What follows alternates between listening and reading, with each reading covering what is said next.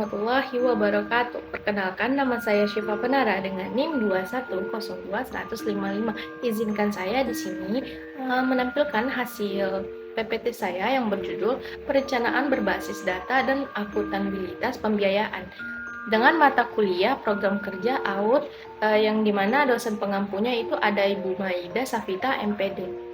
Nah, masuk yang pertama ada perencanaan berbasis data dan lapor pendidikan. Yang dimana perencanaan berbasis data adalah bentuk pemanfaatan data dan pada platform rapor pendidikan sebagai bentuk intervensi satuan maupun dinas pendidikan pemerintah daerah terhadap mutu dan capaian pendidikannya dan bertujuan untuk mencapai kegiatan pembelajaran perbaikan mutu pendidikan yang berkesinambungan. Lalu rapor pendidikan adalah rapor hasil evaluasi layanan pendidikan sebagai penyempurnaan dari lapor mutu yang disusun oleh instrumen dan proses evaluasi yang berfokus pada hasil pembelajaran peserta didik. Nah, adapun tujuan dan manfaat dari perencanaan berbasis data atau PBD ini, yaitu tujuan utamanya perencanaan berbasis data ini perubahan perilaku dalam cara satuan PAUD melakukan perencanaan dan penganggaran.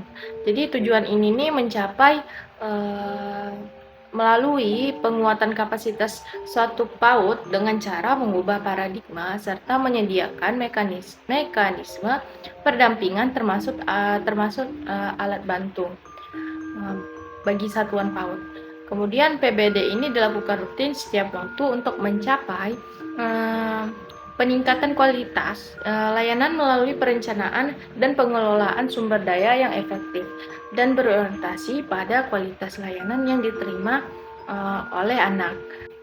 Kemudian manfaatnya yang pertama ada membangun budaya refleksi dan meningkatkan kapasitas satuan PAUD dalam menyusun dokumen perencanaan tahunan atau bisa disebut rencana kerja tahunan dan anggaran atau RKAS melalui proses identifikasi, refleksi, benahi. Selanjutnya yang kedua, satuan PAUD lebih siap untuk menyampaikan rencana menggunakan anggarannya secara akuntabel melalui RKT dan RKAS di akhir tahun 2022. RKT dan RKAS adalah RKT dan RKAS yang sudah selesai disusun oleh satuan PAUD diinput ke dalam RKAS di tahun 2023. Kemudian yang ketiga, meningkatkan kesiapan satuan PAUD untuk diakreditas karena konten akreditas ini selaras dengan target kinerja di rapor pendidikan. Nah, selanjutnya ada tahap perencanaan berbasis data, identifikasi, refleksi, dan benahi. Kapasitas satuan pendidikan untuk melakukan perencanaan adalah faktor kunci yang harus dimiliki agar satuan dapat melakukan analisis yang baik terkait dengan penyusun kegiatan pengelolaan anggaran untuk mencapai visi dan misi satuan yang diinginkan. Nah, yang pertama mengidentifikasi masalah. Jadi, mengidentifikasi masalah ini dilakukan berdasarkan indikator yang ditampilkan dalam rapor pendidikan. Kemudian yang kedua ada refleksi. Nah, refleksi ini pencapaian, pemetaan, dan proses pembelajaran di satuan pendidikan masing-masing daerah. Yang ketiga, melakukan pembenahan melalui perumusan kegiatan dalam bentuk perencanaan dan anggaran satuan pendidikan, BOS, dan BOP. Nah, selanjutnya ada konteks perencanaan berbasis data dan rapor pendidikan untuk PAUD. Yang pertama ada asesmen nasional atau AN.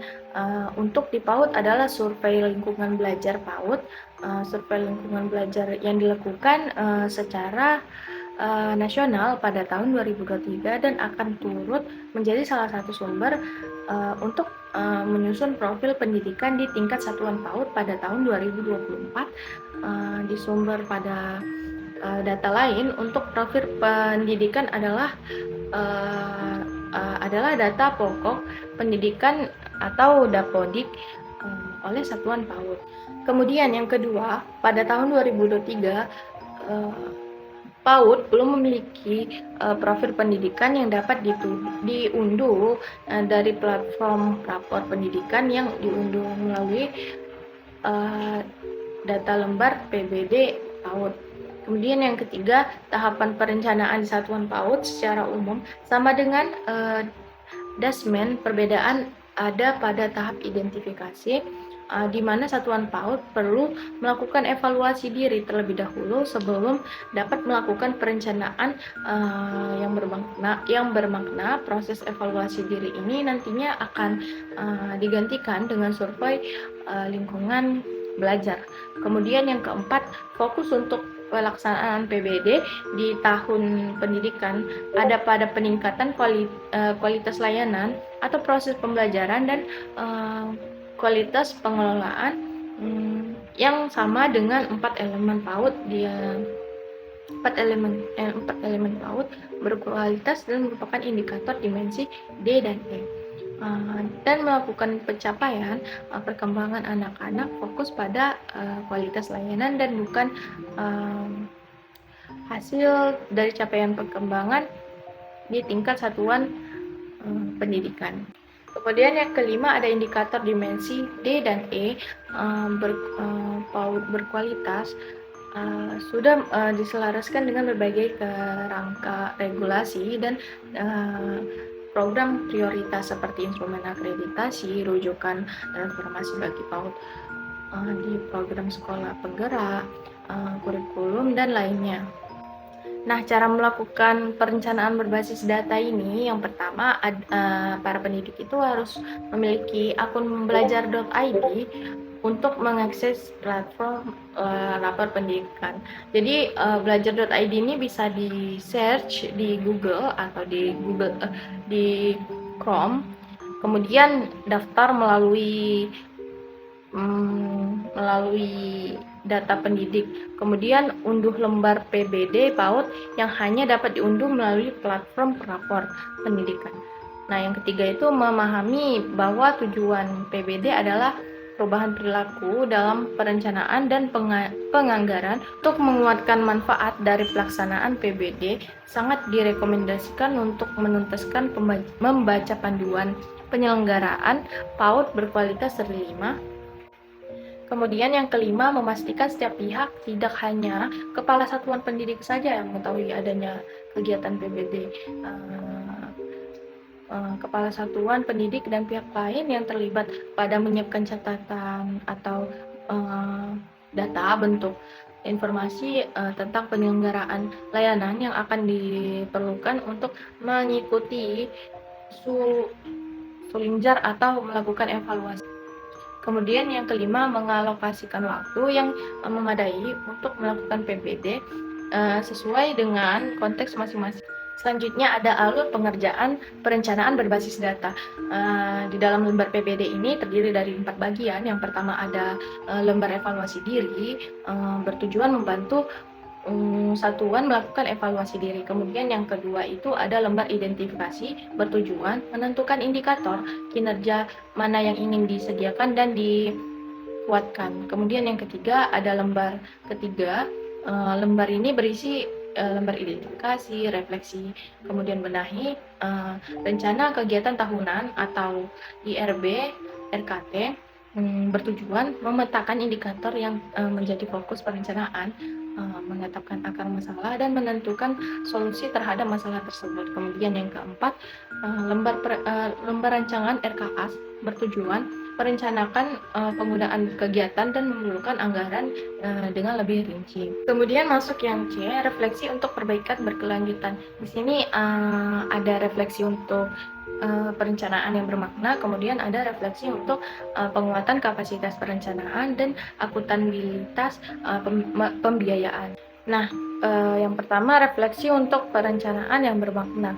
Jadi kunci dari peningkatan kualitas layanan adalah terbangunnya budaya refleksi. Melalui budaya refleksi ini, secara berkala satuan PAUD melakukan evaluasi diri terhadap praktik penyelenggaraan layanan dan bersama-sama menentukan upaya apa yang perlu dilakukan selanjutnya. Dan bersama-sama menentukan praktik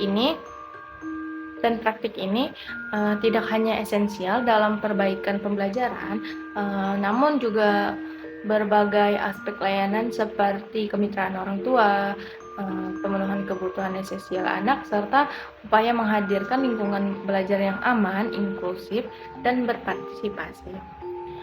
Nah, selanjutnya yang kedua itu ada refleksi untuk penguatan kapasitas perencanaan dan akuntabilitas pembiayaan. Yang dimana kapasitas perencanaan adalah aspek pengelolaan sumber daya termasuk keuangan bagi satuan PAUD yang menerima bantuan praoperasional atau BOP.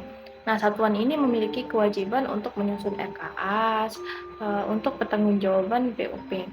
Kemudian dengan menyusun perencanaan dengan mekanisme PBD, satuan sudah berhasil menyambungkan aspek penggunaan BOP dengan aspek perencanaan untuk meningkatkan kualitas layanan.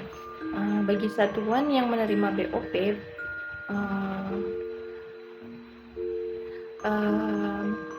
proksi perlu melihat apakah satuan sudah memiliki akuntabilitas pembiayaan yang baik atau tidak. Nah, jadi bisa disimpulkan, PBD ini dilakukan rutin setiap tahun untuk pencapaian peningkatan kualitas layanan melalui perencanaan dan pengelolaan sumber daya yang efektif dan berorientasi pada kualitas layanan yang diterima oleh anak. Lalu ada 3 langkah utama dalam proses perencanaan tersebut, yaitu melakukan identifikasi masalah, kemudian melakukan refleksi, lalu melakukan benahi. Sekian dari saya, lebih dan kurang mohon dimaafkan. Wabillahi taufiq wa hidayah. Assalamualaikum warahmatullahi wabarakatuh.